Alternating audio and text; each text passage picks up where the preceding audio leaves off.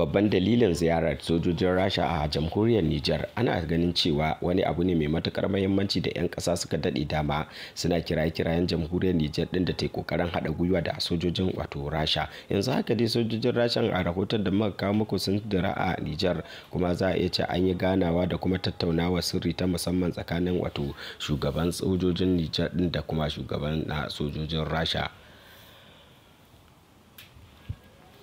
Assalamu alaikum wa rahmatullahi wa barakatuhu, barkanmu da raka, sannan mu da sake saduwa da ku a cikin wani sabon bidiyo a wannan tasha ta mai albarka. Idan yanzu ko fara zuwa, ku daure ku danna alamar subscribe, ku danna alamar ƙararrawa don samun sababbin shirye-shiryen mu da zarar mun dora suke zuwa a gare ku cikin sauki. Yau sharhin mu da bayanan mu za mu yi shi ne dangane da ziyara ta musamman da sojojin Rasha suka zo a jamhuriyar Nijar, wanda suka samu wato a tarba ta musamman daga Firaministan na Nijar Mr. Lamin Zain, wanda za a iya cewa ciki kwa hada manyan sojojin na Nijar da kuma wato ministocin tsaro na kasar, wanda dai an yi wannan zama ne a fadar gwamnatin ta jamhuriyar Nijar da ke Niamey. Kuma makasudin wannan zama dai shine haɗin gwiwa na musamman tsakanin wato jamhuriyar Nijar ɗin da kuma ita kasar ta Rasha, wanda ana ganin matukar dai aka samu irin wannan wato ci gaba, abin na iya taimaka ma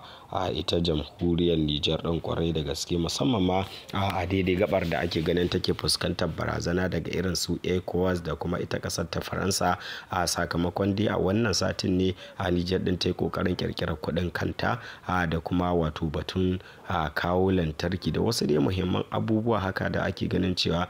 duk da kauracewa ko kuma wato juya ma Nijar din baya da aka yi, ta yi iya kokari a wannan lokuta ta ga ta kirkiri wasu abubuwa na kanta wanda za su iya taimaka mata kwarai da gaske. Wannan mataki ne mai kyau a jamhuriyar Nijar din ta dauka, wanda ba kowace ƙasa ce take irin wannan mataki na tsangwama da ake mata da kuma takunkumai da aka kakaba mata ba. Alhali dama ba ƙasa ce wacce take da yancin kanta ba, kawai dai an yaudare ta ne, an ba ta wani yanci na wucin gadi, wato ana juya ta. Babban hanyoyin da Nijar din dai za ta bi domin dogaro da kanta ta zama ƙasa cikakke wato mai cikakken yanci shine dama hanyar buga kuɗinta, hanyar sufuri da wasu jirage da ya kamata a ce ta haɗa kai da na 'yan kasuwa da suke makwabtakan kasashenta. To wannan zai taimaka mata kwarai da gaske, kuma insha Allahu an gade Nijar yadda ta fara dauko wato wannan hanya samun nasara. Ya samu nuna wannan nasara tana samuwa ne sakamakon gwagwarmaya to da matasan na jamhuriyar Nijar suka dinga yi domin